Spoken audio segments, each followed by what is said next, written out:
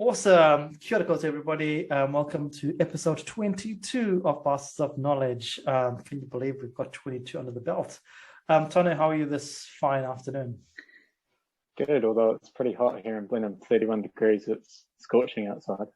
Yeah, it's a little bit different to where I am at the moment, but hey, summer in New Zealand, hey, summer in New Zealand. So, Tony, what have you been doing to fill your bastard of knowledge over the last few days since we last spoke? I think with my tractor driving job, I get a lot of time to think to myself and listen to podcasts and, get a lot of deep thoughts within myself. And I think one thing I've found is that sometimes it's good to be nervous. I've been having a lot of nerves about this coming year and everything that I want to achieve. But, it's good to have those nerves. And it always shows that, when you're nervous to do something, it's usually because you are passionate about doing it and you want to do it well. Whether I think back to when I was first coming down to university and I was nervous of coming down and moving away from family, or, even starting this podcast, I was pretty nervous because I'm not a big public speaker. So it's been good to just realize that sometimes nerves are good and sometimes you just have to go through the motions of actually acknowledging those nerves. Yeah, and I think that's very important because nerves are just part of life. I think, the minute you don't have nerves, that's when you make mistakes. That's when you make mistakes because you're so confident. And I'll be honest with you, I mean, I've been doing my current role for 12 years, and I'd be lying to you if I said to you I wasn't nervous every time you go into a classroom, even though I know my stuff. You just have no idea what you're going to expect. But hey, those nerves are good. It's when the nerves disappear that I've got to change my job. Yeah. I'm even nervous to go for a shower. No, I'm just kidding. I love a shower. What have I learned since we last spoke? It's been a pretty quiet week for me, and I've just spent a lot more time just trying to grow the other side of my life, which is my coaching business and things like that. And, again, that's nervous, because I think I know what I want to do, but I'm pretty nervous to put stuff out there. And, I got my first ebook out there and I was pretty nervous to put that out there because you never know what people are going to say. So, but like I say, you can be nervous and not do anything about it. Or you can be nervous and just accept what happens. So, so I'm just going to steal your learning, and I'm gonna it's okay to be nervous. It's okay to be nervous, but it's also it's not okay to be nervous and not do anything about it. I think that's important. You can be nervous and go, I'm too nervous, I'm not going to think about it. Or you can be nervous and go, all right, cool, I'm going to give it a crack and see what happens. So I just stole the idea. Whew. Plagiarizing 101 right there. Happy days.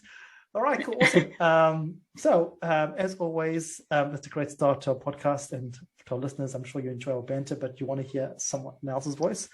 And as always, we have a awesome guest, and today we have another awesome guest, and his name is Daniel Diamond. Welcome to the podcast, Daniel. Good evening. Good to be here. Awesome. Thanks for doing this, Daniel. Daniel, so to start off our podcast, we just want you to tell our listeners a bit about yourself. Who's Daniel and what is he doing at the moment? Awesome. So my name's Daniel Diamond. I am originally from India. I moved to New Zealand 4 years ago now, and I am currently at the University of Canterbury studying mathematics and Japanese. Awesome. So Daniel, that's a great way to start the program. So you came to New Zealand 4 years ago. Let's talk about your pre-New Zealand. Let's talk about life in India. So you grew up in India. What is that like for you? I mean, obviously, now that you can do a comparison, what is that like? What part of India were you in? I was born and brought up in New Delhi, so a big city. Yeah. I was always in the heart of a big urban jungle. And I kind of got used to that and India, as you might know, is just a bustling place, and it's constantly, there's tons of people around, there's tons of traffic, and there's tons of noises. And I grew up in that. So when we finally moved here, I'm not going to lie, it took me a whole week to adjust to not hearing any traffic outside my window. Yeah. And India is obviously just a nice place, but I am very, very glad to be calling New Zealand home. It's just an amazing place to be here, amazing people. Fantastic. So do you want to tell listeners where you moved to first when you came to New Zealand? So you left New Delhi, bustling, lots of people everywhere. For those of you that have moved into India, I describe India as a sensory overload. All your senses get attacked. Absolutely. You left that, and where did you come to? So you left, where did you go? So we first moved to Rotterdam. Yeah. And that was at the end of 2017, I believe, December 2017, and we moved to Rotterdam. Yep. So you had your nasal sensory overload right there. I mean, as much as people say that, I don't remember that being a very particular part of it. I think I was used to it within a day or two. Like I said, I am from India, so it wasn't that much of a change. Yep, totally. Yep. But what about the adjustment from the bustle of all the people to Rotorua, which is not a very big place? Hmm. It, it, I'll say it was a refreshing change Yeah. because I had never seen that, honestly. And I had, of course, heard from my parents who had traveled abroad, and that was a big part that they brought up. But it was just, I could never imagine that very well. And when we moved to Rotorua, well, it is a city, but it's not as big as, well, New Delhi, which takes about 3 hours just to cross the city from one end to the other. So it was a huge change, and it was, like I said, refreshing for once, and I absolutely enjoyed the place, the people, the culture. But yeah, it was just a great move. Oh, awesome. So before the move, what year of schooling would you have been in India? So technically, I had finished my schooling in India, which Oh, goes nice. up to year 12, Yes. and I left about a week or two before a month or two before the final exams began. So I had basically finished my schooling in India before Right. moving to Rotorua. Fantastic. And then so you finish your school in India and you're like, cool, I'm nearly done with school. And you come to New Zealand, then what happens with the education? Yeah, so I had a chat with my parents about that, but it was exactly that. I was thinking, yeah, I'm finally done with school. I've been looking forward to this moment my whole life. And as we are talking about coming here, my parents go, yeah, you'll probably join year 12 there just so you can get an idea of what the schooling system is, because they have another year and you have to get used to it. It's a new place, new Yeah. style of studying, new subjects. So yeah, I finished year 12 and I did year 12 again. And it Yeah. was it was great.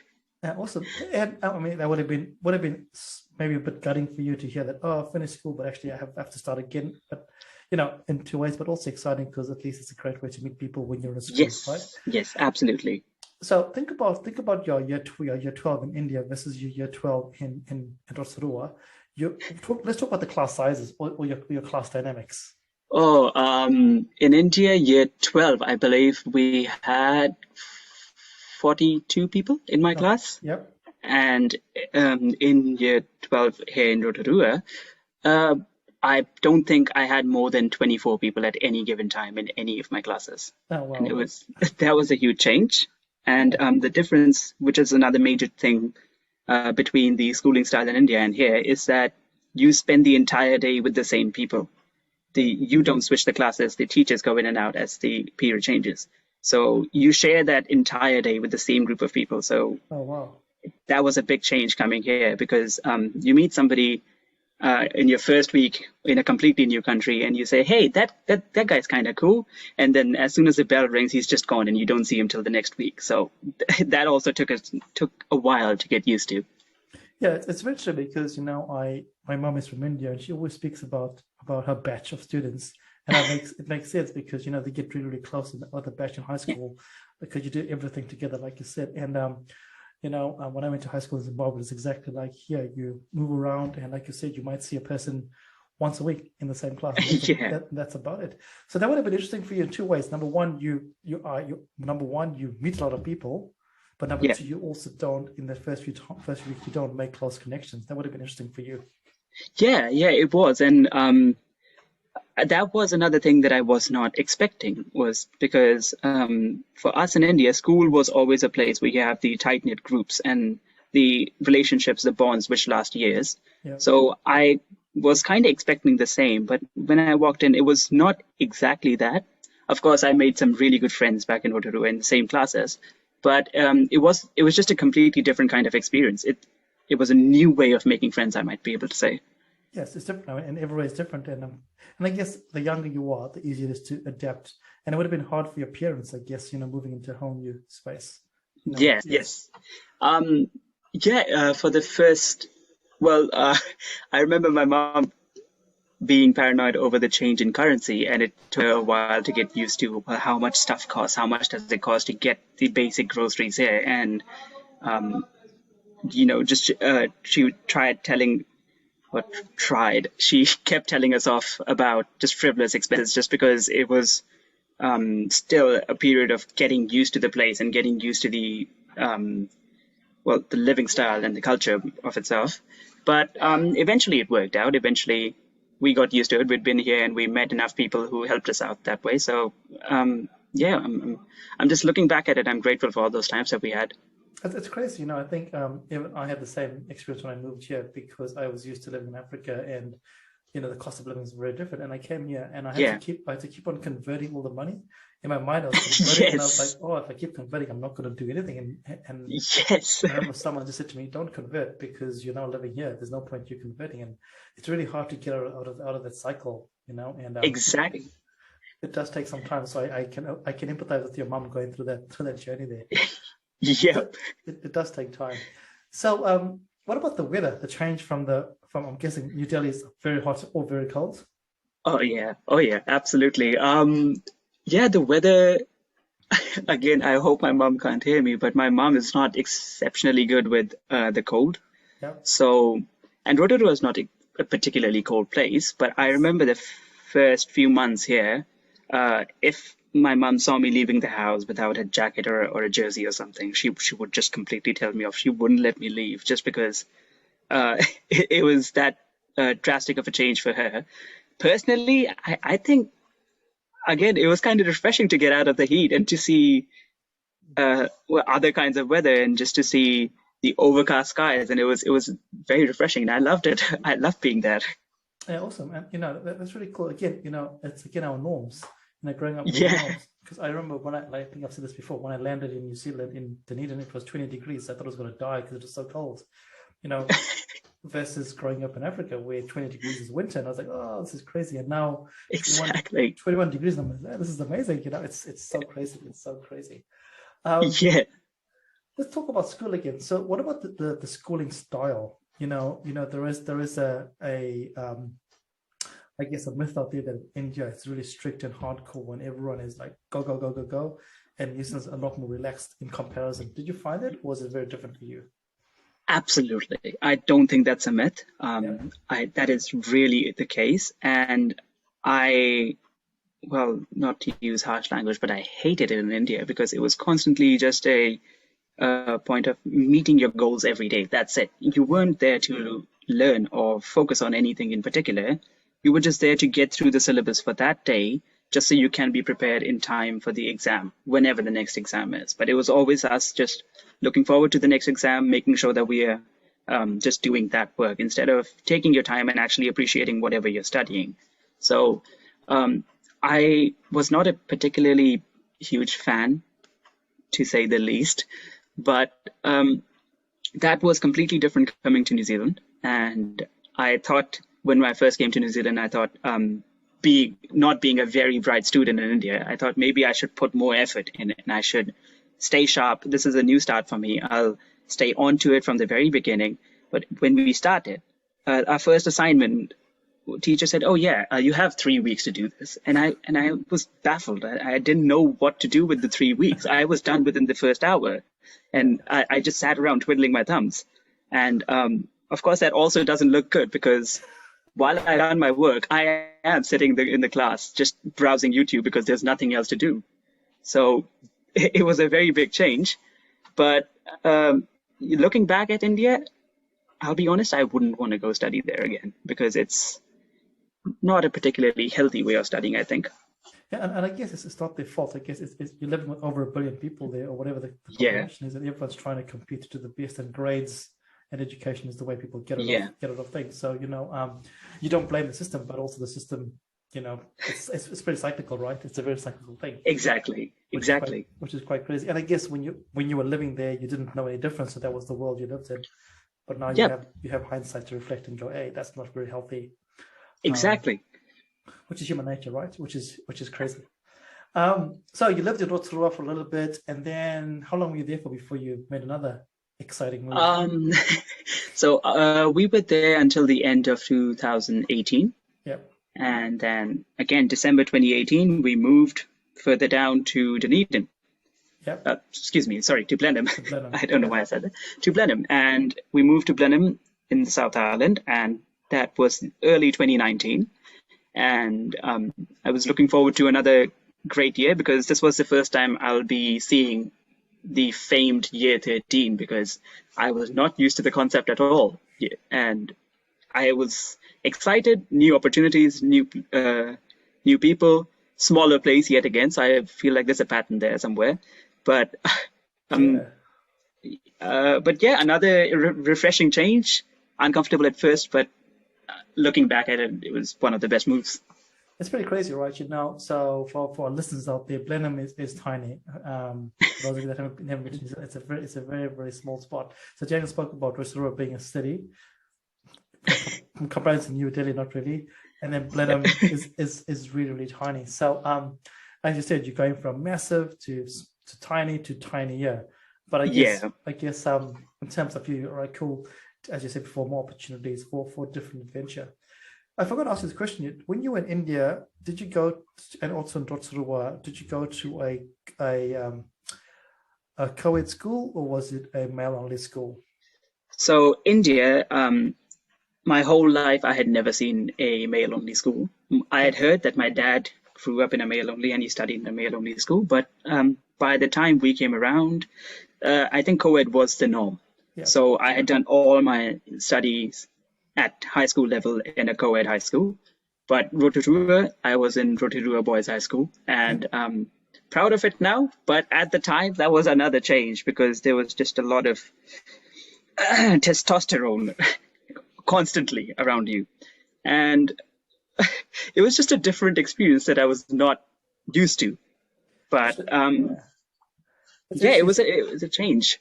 It's interesting because I think one of our earlier guests, Tiara, said the same thing. She went to a co-ed school in India and she came to New Zealand. It's like, oh wow, there's such a thing as single gender schools, which is like what hell's going on here, which is quite crazy. So how was that for you? Like, I mean, you said it was full of testosterone, but also that would have changed the way your social dynamics would have played out. Yes, absolutely, and it completely did. There was a lot more focus on sport, which I did not hate. And there was a different sort of, like you said, your social dynamic is completely different. It's your social interactions are completely different. And for the most part, it felt like the bro zone, you know, it's just a lot of chill dudes hanging out for the most part. And of course, there were times where it was not so chill, and that's something that I've not seen in a co-ed school. Yeah. But it's part of the experience. That's awesome. It was just fun to see. Oh, brilliant! So then you you Rotterdam Boys High School, and then you went to Blenheim, and because Blenheim's only got two schools, you went to Marlborough Boys High School. Yes, I did. This is your year 13 year. What is that like for you? The famed year 13 year. The famed year 13 year, I saw everybody around me just switch gears, and because year 13, everybody was planning on going further and beyond in just plus ultra. And it was everybody suddenly switched on and everybody had focus and goals. And that was a difference, I think. And I don't know if that's a difference between the locations or just between the year groups. But that is something that I noticed. And I decided, you know what, I should try and do the same. I can't be too laid back at that point, and tried keeping up with it to the best of my abilities, but maybe I could have done more retrospectively. But yeah, the famed year 13 was just as cool as people had said it would be, being the senior most class in school and just having a different kind of focus and looking forward to your future a lot more as compared to the previous years. It was definitely a very cool experience. Awesome. And what about the changes? So you left India, you had to adapt to make new friends in Rotorua, then you come over to Blenheim and you have to make new friends. What is that like for you as a person? You know, all these changes in your life at that time. I feel like at first I was really uncomfortable with it because, like I said, you stick with the same friend group for near about 12 years in India. So it's very deep bonds and very good relationships in India. And leaving that by itself was already heartbreaking. And I was not sad about leaving the place as much as I was sad about leaving the people. That's right. Yeah. But I realized that this is a big opportunity. And that's the way I should be looking at it. Instead of saying, oh, I need to move again, or oh, what happens when I lose these friends? I kind of tried staying optimistic about it and saw it as an opportunity to go to a new place and learn new things and do new stuff. So I tried not to get too bothered by it, but of course there are friends that you make and that you lose track of over time, which still hurts, but oh well. It's a cost towards a greater good, I guess. It's really hard, right? People come into your lives for a reason. At some point, they come in, they serve a purpose, and then they move on, and you go, oh damn, why did they move on? But when you reflect, actually, wait a minute, they've been replaced with somebody else or another experience, and you go, do I take the experience of the person? So like you said, you have to be optimistic, and it's normal for us to be sad about it. And I'm so Tana, you would have, you've mentioned this before in the podcast, but you've found when you go back home, it's not the same for you anymore with your friends that have changed a little bit. Yeah, definitely. It's not the same connection, like I'll still say hello and we'll still catch up and see how everybody's doing, but things have changed, they've moved on, and you come to realize, as you say, that they're focusing on their experience and you're focusing on your experience. It's not disrespectful to focus on your own goals, because there has to come a time where you put your own development first. Ultimately, that's what true friends want. If friends are holding on to you and keep wanting you to do things and stopping you from doing what you want to achieve, then you have to question whether it is a true friendship or whether there's another motive behind it. So yeah, it's good to just, find that peace and knowing that they're going towards their goal, and, the true friends are going to be proud of you and you're going to be proud of them. Yeah, nicely put there. And going off of what Tanya said, I feel like that is also what maturity is that your friends understanding that you are doing something which is benefiting you in your own way and you're doing your best at them, and they support you for nonetheless. So I feel like I'm very blessed to have known that experience of having friends and then having lost them, but still having them support me, even though I only see them once a month, once a year, or something like that. Yeah, that's very true. And in the world of COVID, who knows when you're going to see them? No, this is absolutely crazy, right? But we love technology. We love technology. So in amongst all this, there's one thing that we also have to remember and remind our audiences is that in amongst all these amazing experiences, you are still an international student. And for everyone out there, or you might not know this, but international students around the world, wherever you go, it's all good when you're in high school, well, sort of good. But things start changing when it comes to university. So you finish your year 13 year, amazing. Yep. You have this opportunity to go to university. What happens then for you, Daniel? So when I was really looking forward to university, because again, that is the goal that everybody has been working towards in year 13, and that is what you build up to. It's the crescendo of your studying and your student life.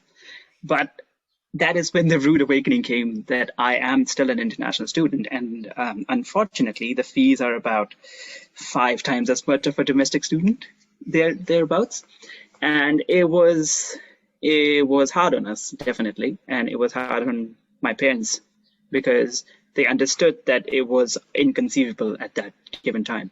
Yeah. And I tried to get scholarships, which I was successful in some certain places, but it just wasn't enough. It wasn't an achievable goal at the time. So I sat down with my parents and I sat down with some advisors, and I decided to take a year, do year 14 basically. And I decided to go into year 13 again with different subjects this time to try and bide my time, maybe get a better result in terms of sponsorships and scholarships the next year, and just try and prepare a little better so I can, when I do finally go there, I can make the best out of that. And that, I'll be honest, was a bit hard on me at first because in India, I was the youngest person in my group because I had started school a year early. So everybody around me was almost always a year older, despite being in the same year level. Coming to New Zealand, since I did year 12 twice, I was already a year older than everybody else. And then taking another year on top of that meant that everybody in my class was 2 years younger to me. And it was a different atmosphere. And I felt slightly isolated. So it was hard to go back to school knowing that fact. But in the long run, it ended up paying out. And in the long run, I ended up learning a lot more, getting the experience, which played a very key role in my life and in the future that I have decided from there on, and meeting a lot of people who helped me out along the way and who I cherish now. So retrospectively, it worked out. At the time, it was hard to make. I think we've lost you again. Oh, can you hear us? We lost you there for a second. So you were saying we've got you back. We've got you back. So we just lost you there. Yes. Retrospectively, you're saying retrospectively. Retrospectively, it was just an amazing time, and I'm very grateful for the time that I've had, the people that I've met. But at the time, it was one of the hardest decisions that I had to make. Yeah, let's be honest. I mean, let's be humans here. You're a young person. You have these goals, and you get told you've got to go back. I mean, emotionally, you're like, what the hell? What is going on here? Let's be honest. Let's be. I mean, you're being really stoic about it, but you must have been gutted, a little bit gutted. Yes, absolutely. I was.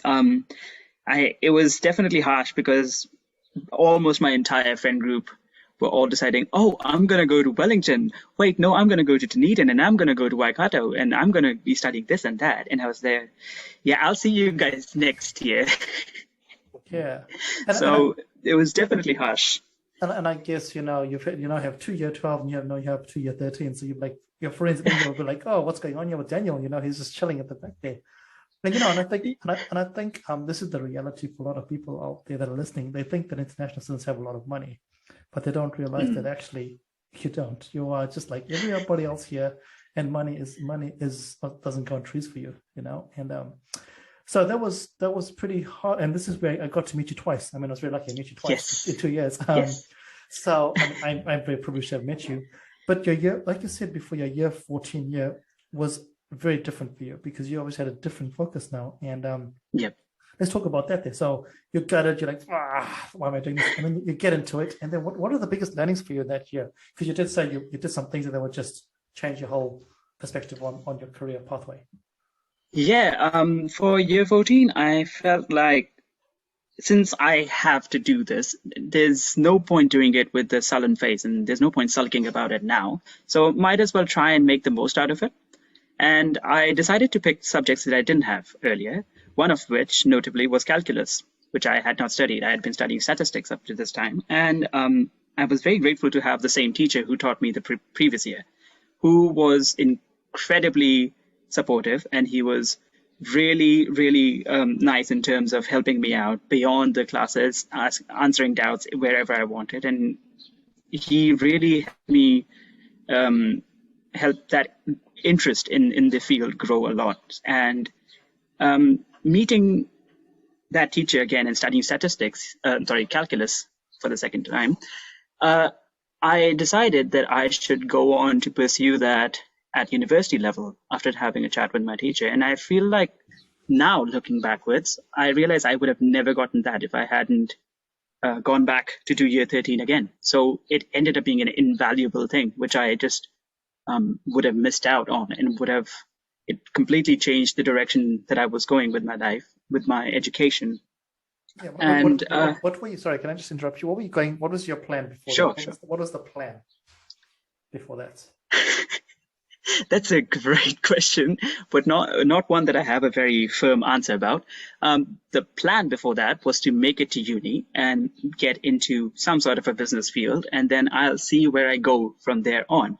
And it was not the best of plans being an international student because, like we discussed, it's an amazing fee. So you don't get multiple chances to try and say, oh, I dipped my toes in that one and I don't like the feel of that, so maybe I'll switch it again. So that also worked out in the sense that I realized that I have a truer goal now and something that I'm a lot more focused on, something that I'm a lot happier doing by myself. So the extra year gave me a lot of time to think about that and try and get myself in order before I head off to a thing as big and as strenuous as university life. Yeah, and I guess the other thing is you grew as a person as well, because yes, you were older, but you're an older person in an environment that 2 years ago would have been very different for you. So you saw things from a different light, I'm guessing. Absolutely. It was completely different for me because Well, it gave me an opportunity to look at school from a different perspective as well, because since I had already finished it, this year I got a lot of opportunities to look into the teaching side of things, and I looked at why we study the things that we study and how it helps us, and that also ended up working in my favor because I was suggested by my previous calculus teacher to go into teaching myself and see if, because he suggested that it might be a good field for me and that he might see me in that field in a few years. So that kind of got me thinking. And it was just life changing, I guess. I finally have a true goal. What a crazy paradox from India, where you're just learning for the sake of learning, to actually taking time out to go, why am I learning this? So how crazy things have worked out, Sometimes exactly. The old cliche, it's probably the best worst thing to have happened to you in that year there. Yeah, exactly. It was almost a blessing in disguise, to be honest, where I was ruining it. I was ruining going back to school again and then again and then again, and it was kind of annoying at first when I thought about it, but thinking back, those are the experiences which really shaped me as a person and which really shaped my interests and my abilities in a lot of ways. And even in co-curricular fields, it just helped me out a lot. Exactly. We'll come to that in a second, because we'll talk about the other sides of Daniel as well in a second, because there's more to you than just stats and maths and Japanese. So here you are. Daniel has done year 12, done year 12, done year 13, done year 14. Now finally, remember, you're still an international student though. You're still an international student. So what happens then? So you finish up the year. Again, reality comes back again. Go to university, international student. Damn, what do I do now? What happens then, Daniel?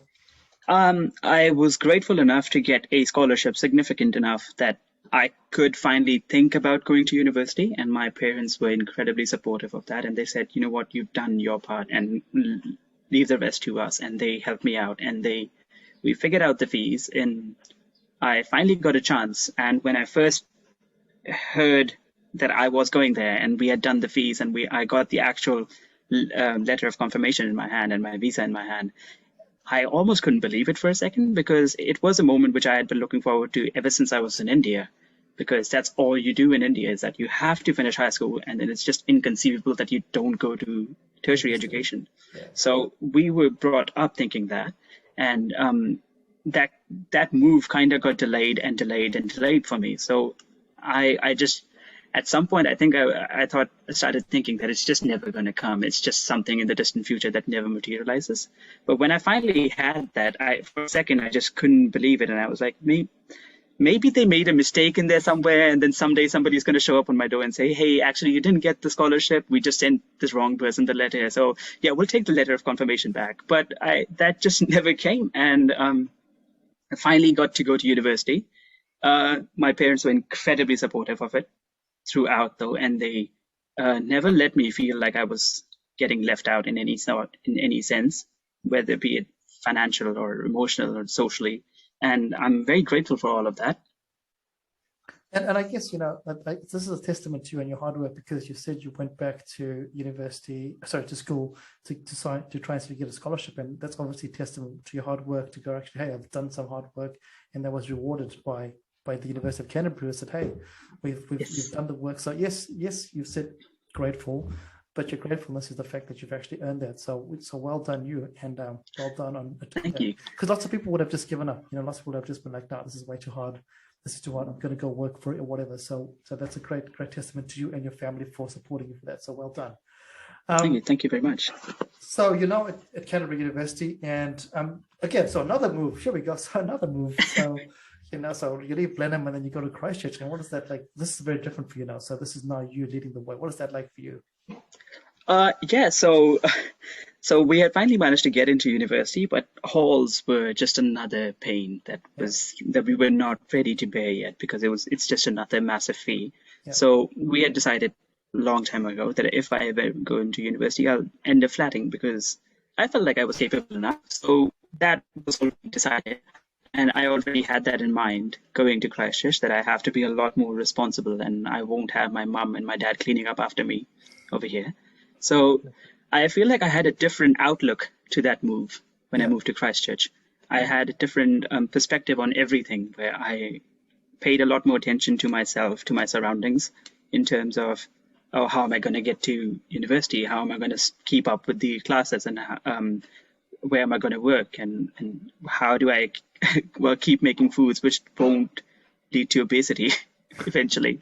And yeah, but that move, I believe, has been the best so far, just because I love the feeling of being independent and responsible for myself now.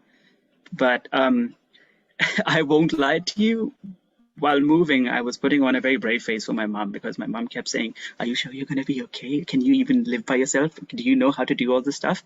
So I was putting on a very brave face, but underneath, I was definitely scared, because it's a new place. It's a completely different move. And before this, I always had my family to go back home to and say, "Oh, I had a shit day. I don't have any friends in class yet, and work is just really hard. Life's just hard. But at least my family's there." But this time it was just, yeah, you're in deep waters. Try swim. And I love the way you said, because a lot of people that might be listening to this podcast are going to be going to university or tertiary for the first time, and they'll have their brave face. Especially males. Let's be honest. Us males, we like to put on a brave face for our parents and go, "Yeah, now we're okay," but inside we're super terrified. Oh yeah. Tony, what about you? Were you terrified on the inside a little bit? I mean, yeah, definitely. Yeah. Like it's such a big jump, and you almost can't fathom it because you don't know what's on the other side. It's almost like walking into an unknown where you don't know what's going to happen. And so, yeah, especially, from son to mum, it's usually, put on that brave face, because mum will worry until she can't worry anymore, So you really have to put on that brave face. But I think it's through times that you learn, you don't have to go completely independent straight away. I still call my family once or twice a week. I still check in and see how they're doing. And I still find ways that I'm not 100% independent, because it takes time for you to become fully independent. And I think a lot of people try and go, okay, I'm going to university. This is my time. This is my journey. I'm going to stick it out by myself. But actually, you do have support, and it's good to use that support while it's there. You don't have to use it for your whole degree. You don't have to use it for a certain amount of time. You just have to use it while it's there. And I think we've talked about in a previous podcast, that support's there as long as you need it. And that decision comes down to you, really. And I think, the more and more that as I get older, everyone goes, "Oh, you become independent." I don't ever think you become independent in life, ever. You learn how to do things independently, but there's always going to be support structures around you. Your family always going to be there. Hopefully, your peers are going to be there. If you're in a workspace, if you go to the supermarket as well, there's a support structure there if you don't know how to do something. So, yes, we learn independence in different ways, but I don't think we're ever completely independent in our lives. I mean, that's just a personal thing I've just thought about today, that I don't think there's anyone that has done anything just by themselves independently. I don't know. What do you guys think? Yeah, I think you're definitely right. And looking back on it, like Tanya said, I was never truly independent. I always had my mum a phone call away, and I always had somebody in Christchurch who I could turn to and talk to whenever times got hard, or whenever I just had a frustrating week or something like that. And that's really important, and it shouldn't be undermined, because that's what gets you through. That's what everyone needs. Everyone needs that. Yeah, and I think that's important to acknowledge that, hey, it's okay to not know, and okay to ask for help. If you've mentioned many, many times, it's okay to ask for help if you need help. So you're living in Christchurch now. You've got a flat. What is that like? So you say goodbye to mum. Inside you were crying, and you get your flat. What is that first year like for you? Yeah. So I moved into my flat, and I was just happy to have a flat, and I didn't think too far ahead. And I just said, well, it's just a flat and it should be close to uni so I can go to work. And I thought all the logistics out. But I realized that I didn't know anyone in Christchurch, and I wasn't moving in with people that I knew. So it was just a student accommodation where there was 5 of us in a unit. Everybody had their own room. Beyond that, was just nobody knew each other from beforehand, and we just moved into a new place, and we were all trying to get used to it. And almost all of us had just left home and moved into this unit with 4 other strangers. So it took some time to get used to that feeling. It took some time to get used to not having an open common space where you can just chill out with your family, do whatever you want. Everybody sits together, watches Netflix or something.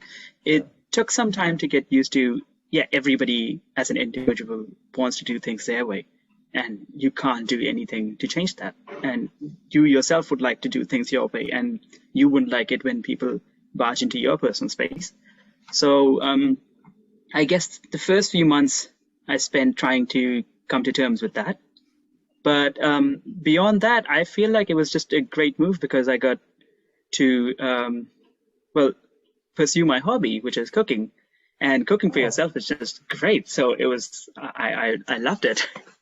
What an awesome segue. I mean, you spoke about moving other people and stuff like that, but the segue is, what about the other things, Daniel? So you've spoken about all your changes, but among those changes, you would have grown your other portfolio. So tell us about your cooking. Tell us where that's come from. So my dad used to be a chef, and he worked on cruise lines and in hotels before. So I always had a fascination with food, and I came from a line of foodies, and we used to love having all and every kind of food. In fact, my grandfather's motto was, "Don't eat to live, live to eat." So it has always been an essential part of my life, and I was very nitpicky about my food. So I ended up, just starting cooking for myself, just so when I do nitpick, I don't annoy anybody else with it. But coming here was just a perfect opportunity of, well, there you go. There's your chance that you have a kitchen, you have the stuff to make stuff. And I decided to try and make something every week, which just as an escape almost, as just my time where I can do whatever I want. And I tried doing exactly that. And I tried making new stuff every week to keep me entertained and just to keep the foodie inside me satiated. And I learned that I suck at cooking, but really? I made a lot of food. And I enjoyed it nonetheless. Why do you say you suck at cooking? What is that? What is the revelation where that came Well, through? because I just can't stop nitpicking, and every time I cook something, and I just go, ugh, but that sucks, and this is not good enough, and that is not okay. But what about people that have tasted your food? What have they thought? Has anyone tasted your food? I don't trust people who taste my food because if you got fooled enough to eat my food, then your opinion is just out the window anyway. But people do say, "Oh yeah, your food was great," but people say that for everything. So I think we need to have more trust there, Daniel. I think we need to be probably. Yeah. Probably. You might have to cook Tanya and myself some food, and we'll test it out. Absolutely, anytime you guys want. And what about the other sides of you? So, you said you were interested in sports stuff, and, because I remember when you first started speaking, you said sports coaching was something you want to do and teaching. And yes. What are the things you get involved in while you were at first year of university that was out of the classroom? So out of the classroom, I immediately went to play my sport, which is football. And I went to join the university football team because it was just another step up from any level that I've played before. And it is something that I've been incredibly interested in. But I'm not very proud to admit it, but it is the reality is that I very soon got overwhelmed because it was a huge commitment. And it was just, even if it's just, 3 days in a week of just playing an hour or two. But it takes a lot out of you because you're mentally trying to prepare yourself for the next session and you're physically recovering from the previous session. So between trying to have a job just to pay my rent and between the studies and the assignments that I had to keep up with every week, every day, I realized that I got really overwhelmed really soon. And I decided to take a break from it just to try and reorient myself. And I'm looking forward to getting back into it next year, hopefully, having the wisdom that I've procured from the last one. Yeah. And hopefully I get into it. But I still have a very keen interest in all things co-curricular, in sports, in theater, in singing, in all of it. And I would love an opportunity where I can do that and express myself. Yeah, no, I don't think you should ever be feel ashamed about that, because I think, Tanya, we've spoken on this before that, there's expectations for you to get involved in all of these cool things here, but the burnout is real. That's happened to you, Tanya, right? That happened to you last year. I remember when you just felt like things were just overwhelming. Yeah, definitely. You start and as we've talked about, you're going on this journey and you want to do so much, but sometimes you have to ground yourself in finding what it is you actually want to achieve. I listened to a podcast recently, and it said, one thing you should do is, what do I want to get out of the next 12 months? Instead of worrying about what the long-term goal is for, I want to do this, and this, actually sit down and think, what is actually important to me? Because it's easy for us these days to see something that seems cool or something that seems like a good cause and go, oh yeah, I'm going to help out with this and I'm going to help out with that. But before you know it, you've signed up to a handful of things that you can't truly give your true self to, and you can't give as much as you really want to. So that's where you have to find that balance of, what's truly important to me. And yes, you can still have a passion for these things. Yes, you can still think they're a good cause, but how about seeing other friends do that and supporting them doing that? Or finding a way that you can still support these causes, but not have to devote the same amount of time into so many things. Yep, absolutely. Exactly. I think the biggest thing that both of you have done is you've become aware of it and stepped away. And that's the hardest thing sometimes, because you don't want to step away because you think others are going to say things or whatever, but you actually, like you said, you've got to look after yourself, and that's important. So well done, both of you, actually, for doing that. So don't ever feel ashamed about it. You're like, oh, don't feel ashamed about it, Daniel. Thanks. Let's talk about your singing, because when I met you, you were doing a production. Is that correct? Yes, I was. I was in the middle of a production at that point, yeah. I think. But that's always one of my interests, and my hobbies is just musical theater and acting in general. And in Blenheim, actually, I met a lot of amazing people who taught me, who nurtured me in that field, and who gave me an opportunity to get into it and see what it's like, and see what people at the highest level perform like, and what talent looks like, raw talent. And I was absolutely awestruck, and I realized, this is something that I love doing, singing, choral work, just being part of a production itself. It's just always fun. And unfortunately, like I said, I was already overwhelmed in Christchurch, so I didn't see myself doing anything else, just because I was burnt out by then. But I'm preparing myself. Next year, I'll be going into it a new person, tempered from the year before, and hopefully do a lot better. And I think that's important, because your first year of university is crazy, and a lot of people don't realize this. When I speak to them about first year, you've got to look after yourself. It is very exciting. Everyone talks about the excitement and how cool it is, but it's also quite challenging in so many ways. The overwhelmingness of things becomes real. You want to get involved in lots of things. There's lots of FOMO. Oh, I'm gonna miss out. So I should do that. But it's a hard year. It's a hard year. It's an exciting year, and it's important to realize that. So well done, both of you. And your second year, you might be different. You might find a different passion. That's okay. We've been speaking for almost an hour, so we'll start rounding it off. And here's a question. Here's a question for you, Daniel. At the start of our podcast, we spoke about being nervous, and that's okay. Through your whole story so far and all the changes, was there a lot of nerves going? Were you nervous through the whole time? Were there times when you were, damn, this is quite scary, and I'm quite nervous about going to a new school, going to a new country, going to a new city, going to, let's talk about that there. Absolutely. I cannot lie about that. And I was definitely really nervous, really just scared. Am I going to be able to fit in? Am I going to be able to keep up with the changes? Am I going to be able to, am I just going to stand out entirely? And but I realized it's kind of normal, right? When you go from having a life in India, you've already have a set of friends, and you've already been there, and that's where you've cultured yourself, and that's where you get your values from. But moving to a new place, and it's understandable that you're nervous. And I also realized that being nervous was almost a good thing, in a sense, is that it kind of kept me on my toes almost. Just thinking that, oh, am I going to be enough, was also inadvertently pushing me forward and trying to do the best that I can do. So yes, I was definitely nervous, but I feel like it's okay to be nervous, and you can use it to your advantage if you if you just use it to propel you. Exactly. Yeah. Just to get through, which is great.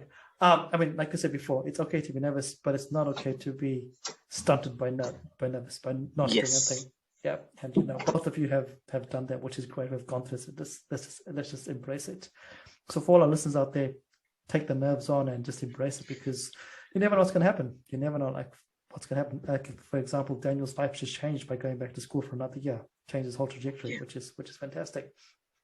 So Daniel, as we end our podcast, we like to have our listeners get a piece of knowledge from you. So if you were out there and someone was talking to you, what piece of knowledge would you like to give to our listeners from your experiences so far that you think is pretty good to have? I don't think I have much. I have accrued that much knowledge or wisdom to impart, but I think I'm gonna argue with that, because you know what, wisdom comes from experience, Daniel, and you've had lots of experiences. Sure. I guess the biggest thing that I have realized is that it never hurts to admit that you're wrong. But it's not just that you say, "Oh, I'm wrong," and you walk away from it. It's saying, "I'm wrong, but what was the right thing to do, or what is the right thing in exchange," right? So it's never bad to be wrong, and ask for help. Ask for, how should I do this instead? Because you think it's going to be a scary thing, and you think people look down on you, but